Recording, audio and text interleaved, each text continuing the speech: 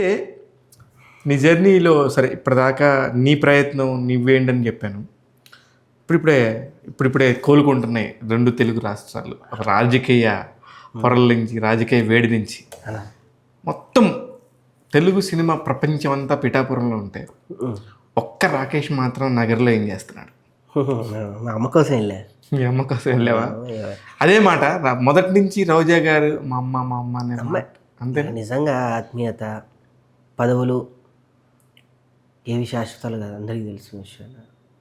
నాకు వ్యక్తిగతంగా నాకు అమ్మ అయిపోయింది, ఎలా అయిపోయిందో తెలియదు. జబర్దస్త్ దైవ. అది నాకు కూడా సర్ప్రైజింగ్. ఎందుకంటే నాకు రోజా గారు చాలా అంటే చాలా క్లోజ్. నాకు రోజా గారు వాళ్ళ ఫ్యామిలీ గారు అందరూ. కానీ నిన్ను అలా ఓన్ చేసుకోవటం అనేది నాకు నిజంగానే అది నిజంగానా కొడుకులా అంటే నన్ను ఒక టైంలో జబర్దస్త్లో క్రూషియల్ టైం అన్న వివచ్చమైనటువంటి సిచ్యువేషన్లో నన్ను వెనకడి ప్రోత్సహించింది అన్న ఆవిడ. ఆ టైంలో ఎవరు కూడా మనకెందుకులే అనుకోవచ్చు, అందరూ అనుకున్నారు కూడా. నేను ఆ టైం ఎవరైనా తప్పు చేస్తే వాళ్ళు తప్పని నేను వాళ్ళని అన్నాను. ఆ టైం అయిపోయింది. ఆ టైంలో నన్ను కొడుకులాగా నన్ను చేరదీసి నేనున్నా, నీకు నేనున్నా, బాధపడకు, అధైర్యపడకు, అన్నీ సెట్ అయితే అని నన్ను ఒక ప్యాంపరింగ్ చేసిన తెల్ల అన్నప్పుడు. కానీ అదే టైంలో సేమ్ రోజా గారు ఎంతైతే ప్యాంపర్ చేశారో, ఎంత సపోర్ట్ చేశారో, పక్కనున్న నాగబాబు గారు కూడా తన స్థాయిలో తాను కూడా సపోర్ట్ చేస్తున్నారు. ఉన్నారన్నా, చేశారు అన్నా. ఇప్పటికీ చెప్తాను, ఆ వేదికలో ఇద్దరు తల్లిదండ్రులు ఉన్నవాళ్ళు మాకు. ఆ వేదిక ఒక గొప్ప ప్లాట్ఫామ్. ఎంత సంస్కారవంతంగా మాట్లాడుతున్నావు రాకేష్. ఎందుకంటే వాళ్ళు ఎవరినన్నా నోరు తెరుస్తుంటే, నీ కలీగ్సే, నీకు సంబంధించిన వాళ్ళే నోరు తెరుస్తుంటే వినరాని మాటలు, పట్టరాని మాటలు మాట్లాడుతున్న టైంలో నువ్వు వచ్చి హుందాగా కూర్చొని మాట్లాడుతున్న తీరు నిజంగా ప్రశంసనీయం. కాకపోతే మళ్ళీ వస్తా రాజకీయాల్లో. పిఠాపురం మొత్తం ఒక చాటుండి నగర్లో రాకేష్ ఒక్కడ ఉన్నప్పుడు ఏం లేదన్నా, ఉడతా భక్తిగా అంటే వెళ్ళాను. అది అంటే మనం నమ్మిన ఏదైతే నేను రాజకీయాలు చేసేంత ఆలోచనలు నాకు లేవు. రేపు పొద్దున్న లేస్తే నా ఫ్యామిలీని చూసుకోవాలి, నా కెరియర్ చూసుకోవాలి, నేను నా ప్రయాణం రేపు సినిమా అడుగులు అంతే తప్ప రాజకీయాలు అంత వయసు లేదు, అంత స్థాయి లేదు, అంత బ్యాక్గ్రౌండ్ కూడా నాకు లేదన్న. వ్యక్తిగా నేను ఆమెను అభిమానించాను, మిగతావన్నీ పక్కన పెట్టి వెళ్ళా అంతే. వెళ్ళి అక్కడ నుంచున్నా అంతే. ఆమెకున్న మంది బారబలంతో పోలిస్తే నేను అందులో ఒక చిన్న వ్యక్తిని. వెళ్ళి నుంచున్నా అంతే. ఆ టైంకి అక్కడ ఉండాలి అనుకున్న ఆమెతో ఉన్నాను, పలకరించాను, ఆనందపడ్డాను, వచ్చానన్న అంతే తప్ప. ఎప్పుడు ఏమన్నా సలహాలు ఇస్తారా? ఇట్లా చేయొద్దమ్మా. నా కెరియర్కి ఆమె చాలా పూర్తి సలహాలు ఇస్తారన్న. నా పెళ్ళి దగ్గర నుంచి నా లైఫ్ కెరియర్, నేను ఒక టైంలో జబర్దస్త్ మానేద్దాం అంటే అంతా ఇదా చెయ్యి, ఇంకా చేయాలి అన్న దగ్గర నుంచి ఎవ్రీథింగ్ నేను ఆమెను అడిగే సజెషన్స్ తీసుకుంటాను. నాకు ఒక్కడికే కాదన్న, రోజా గారి ప్రస్తావన వచ్చింది కాబట్టి చెప్తున్నా అన్న. మీరు అన్నట్టు నాకు కొన్ని బాధలు అనిపించినాయి. రాజకీయం నేను నా సినిమాలో కొన్ని వాక్యాలు ఉన్నాయి. కొన్ని నాళ్ళే ఉంటాయి ఈ రాజకీయ పగలు, కొన్ని నాళ్ళే ఉంటాయి ఈ రాజకీయ పగలు, ఎల్లకాలం గుర్తుండేది తను చేసిన మేలు అనేది కొన్ని ఉంటాయి. కొన్ని వాక్యాలు తను చేసిన మేలు జబర్దస్త్కి ఏంటి అని నన్ను అడిగితే నేను ఒక కొడుకులాగా, ఎవరెవరు చాలామంది ఉన్నారు, ఆమెకు నువ్వు దగ్గర కాబట్టి నీకు ఆమె అలా చేసింది ఇలా చేసింది. దగ్గరున్న నాకు కాదన్నా, నాతో ఎంతమందికి చేయించిందో నా చెయ్యికి తెలుసు. ఎంతమందిని తను చెయ్యి పట్టుకొని వెంకటేశ్వర స్వామిని చూపించిందో నాకు తెలుసు. కొండ దిగి వచ్చిన తర్వాత కొండంత అండగా నేను నీకుంటాను ఎంతమందికి ఎన్ని మాటలు చెప్పిందో నాకు తెలుసు. కాళ్ళ మీద పడితే చాలు ఐసులాగా కరిగిపోయి వెనక ముందు చూసుకోకుండా దానాలు చేసిన రోజా గారు నాకు తెలుసు. ఏడ్చుకుంటా ఆమె దగ్గరికి వెళ్ళి ఏదైనా ఆపద వచ్చిందంటే నిన్నన్న వ్యక్తి ఎవరని వాళ్ళ మీద వెనక ముందు చూడకుండా ఫైర్ చేసే రోజా గారు నాకు తెలుసు. ప్రేమిస్తే తన ప్రేమను కూడా పక్కన పెట్టి అమాంతం ఆ వ్యక్తిని ప్రేమించే రోజా గారు నాకు తెలుసు. నమ్మితే తన ఆస్తులైన అమ్మి న్యాయం చేసే రోజా గారు నాకు తెలుసు. నేనున్నా నీకు అని నాకే కాదన్నా, జబర్దస్త్లో ప్రతి ఒక్క వ్యక్తికి నిజంగా దైవ సాక్షి చెప్తున్నా, రోజా గారికి దగ్గర అయింది ఆమె జబర్దస్త్ నుంచి వెళ్ళిన తర్వాత నేను రోజా గారికి దగ్గర అయ్యాను.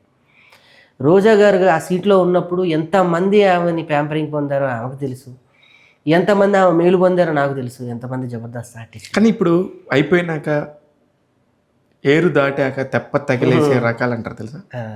అన్నీ అంటే నేను ఎవరిని ఏ వ్యక్తిని గురించి మాట్లాడిన నాకు అసలు సంబంధం కూడా లేదు. ఎందుకంటే ఆమె జర్నలిస్ట్, నేను ఒక జెన్యున్గా ఒక న్యూట్రల్ పాయింట్లో ఉంటాను. అవునవును అందరూ అడుగుకుంటున్న క్వశ్చన్స్ అన్నాను నేను మిమ్మల్ని అడుగుతాను. అన్నాను. అలా అలా అలా అలా అలా యథేచ్ఛగా మాట్లాడటం అనేది ఎంతవరకు కరెక్ట్ అంటున్నాను నేను. అన్న అది ఎవరి గురించి కూడా యథేచ్ఛగా మాట్లాడడం అని అంటే అన్నది అది వాళ్ళ వ్యక్తిగతానికే వదిలేద్దాం అన్న. ఎందుకంటే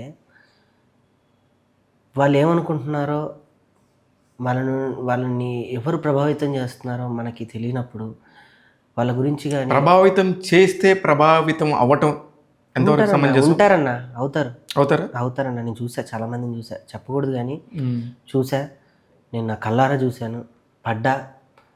కానీ అన్న వ్యక్తిగా మనం ఎప్పుడో గౌరవం ఇద్దాం. నువ్వు ఒక సంస్థతో నువ్వు పోట్లాడుతుంటే ఆ సంస్థ నన్ను పోరాడుతాం, ఆ పాయింట్తో పోరాడు. వ్యక్తిగతంగా వ్యక్తి ఏ వ్యక్తిని కూర్చొని ఆ వ్యక్తిని తొక్కాలని ఎప్పుడు ఏ వ్యక్తి చేయలేదన్నా. ఆమె అస్సలు చేయదన్నా. ఆమె పొద్దున్న లేస్తే దైవాధీనంలో ఉంటుందన్న. ఆవిడ వెళ్ళే గుళ్ళు అంటే తిరుపతి వెళ్తుంది, అంటే తిరుపతి వెళ్తుంది. తిరుపతి వెళ్తే ఏదో విఐపి దర్శనంలో ఈ ఒక్కటి దర్శనం కాదన్నా. దీని వెనకున్నది ఏంటి తెలుసా అన్న? ఈమె వెళ్తే ఈమెతో పాటు విఐపి దర్శనం కొంతమందికైనా ఇప్పించవచ్చు అని. అంతే. అది తెలియని చాలామంది మూర్ఖులు ఒక 5 గన్మ్యాన్లు వేసుకొని వెళ్ళి హడావిడి చేసేటువంటి కొంతమంది వ్యక్తులు ఉన్నారన్న. ఆ వ్యక్తులకి ఈ విలువలు తెలియట్లేదు. ఈవిడ నేనేమనుకున్నా తెలుసా అన్న, మా జబర్దస్త్ ఆర్టిస్టులకే విఐపి దర్శనం దొరుకుతుంది తిరుపతిలో నేను అనుకున్నా. కాదు, నగిరిలో నువ్వు ఎవరు వెళ్ళినా విఐపి దర్శనం జరిగిందన్న వాళ్ళకి. పాపా నేను చెప్పావబ్బా. మీకు ఆమె తీసుకెళ్తుందండి, వాళ్ళ ఇంటికి వెళ్ళి ఏమండి మేము దేవుడి దగ్గరికి వెళ్ళాలి అని అంటే ఆ నియోజకవర్గంలో ఉన్న వాళ్ళందరికీ తిరుపతి దర్శనం జరిగిందన్న, బ్రహ్మాండం విఐపి దర్శనం.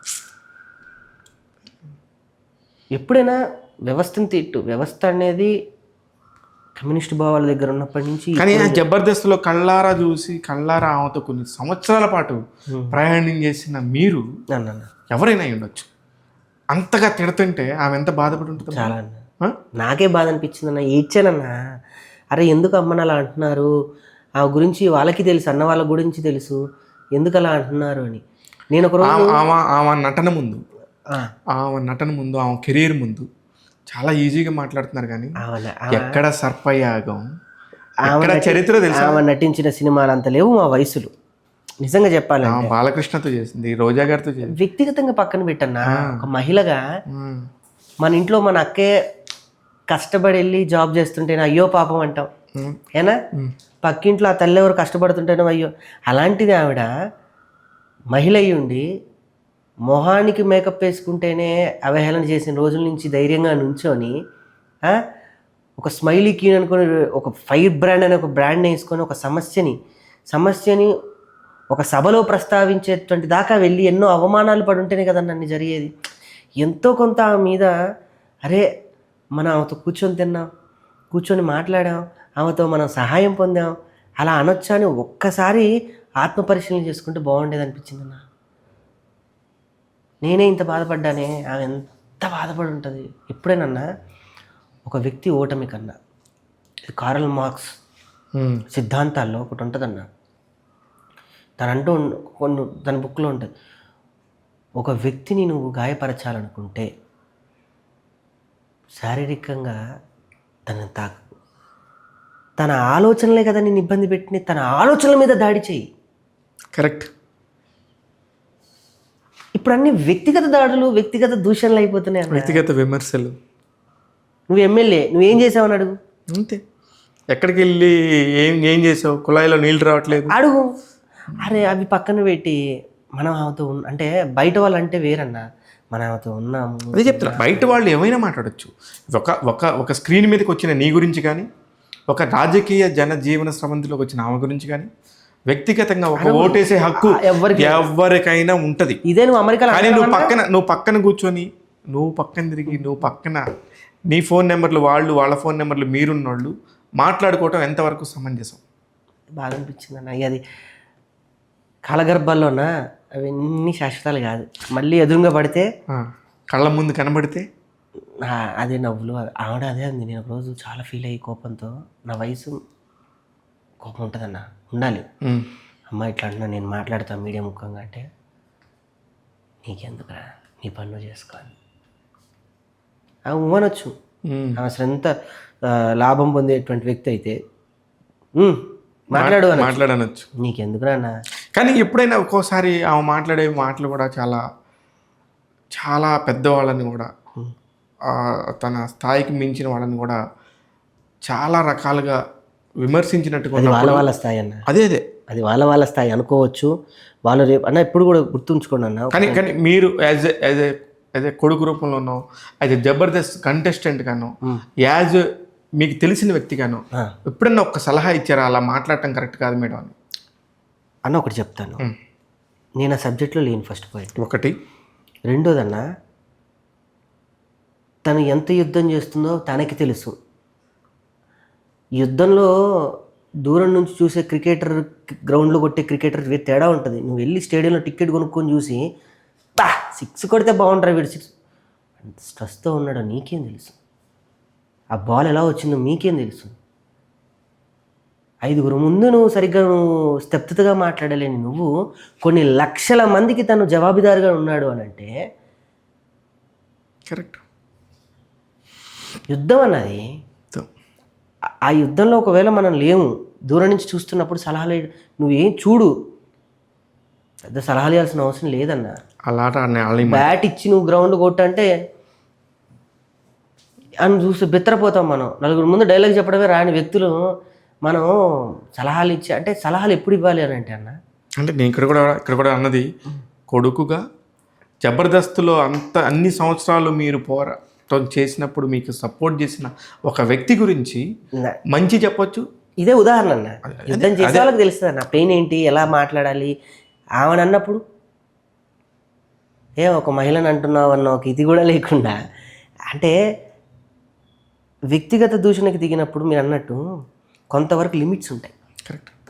అవి దాటి వెళ్ళినప్పుడు తనకు కుటుంబం, పిల్లలు ఉన్నారు. సరే, ఫైనల్గా రాకేష్, తెలుగు సినిమా ఇండస్ట్రీ మొత్తం కూడా నిజంగా ఆనందపడుతుంది. అవును.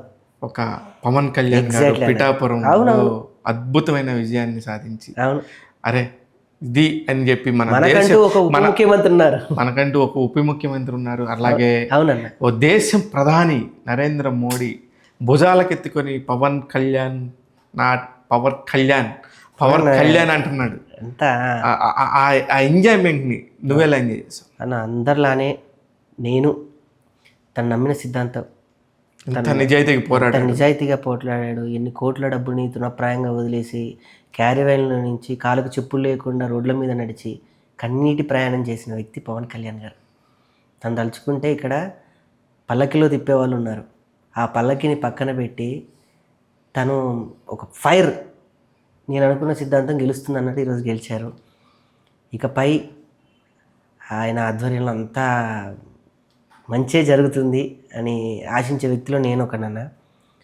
ఎప్పుడు ఆయన చెప్పే సిద్ధాంతాలు, ఆయన పట్టుకున్న పుస్తకాలు, ఆయన లోగోనే చెప్తుంది. ఆ రెడ్ అనే వైట్, ఆ రెడ్డిష్లోనే ఉంది. తన ఒక అందరూ ఏమంటారంటే పవన్ కళ్యాణ్ గారిని ఒక చెగవీరులుగా వర్ణిస్తారు. నిజంగా మన భారతదేశం అదృష్టం, మనకి ఒక చెగవీర ఉన్నాడు. సూపర్, బాగా చెప్పారు. నిజం అన్న. కాకపోతే ఇప్పుడు నీ తోటి ఫ్రెండ్స్ హైపర్ ఆది ఉండొచ్చు. హైపర్ ఆది నేను ముఖ్యంగా చెప్తాను, ఎందుకంటే నీకు బాగా దగ్గర జబర్దస్తులు, మిగతా వాళ్ళందరినీ నేను పెద్దగా మెన్షన్ చేయదలుచుకోలేదు. ఎందుకంటే హైపర్ ఆది కూడా తను నమ్మిన సిద్ధాంతం కోసం పవన్ కళ్యాణ్ పక్కన నించొని వీరోచిత పోరాటం చేశాడు. అతనికి నీ శుభాకాంక్షలు ఎలా చెప్తావు? మొన్న ఒక స్పీచ్ చూసి అన్న, భలే కన్నీళ్ళు వచ్చాయి నాకు. అది ఎందుకు అంత గొప్పవాడయ్యాడు అంటే, రాతతో పాటు నటన రెండూ తోడయ్యాయి.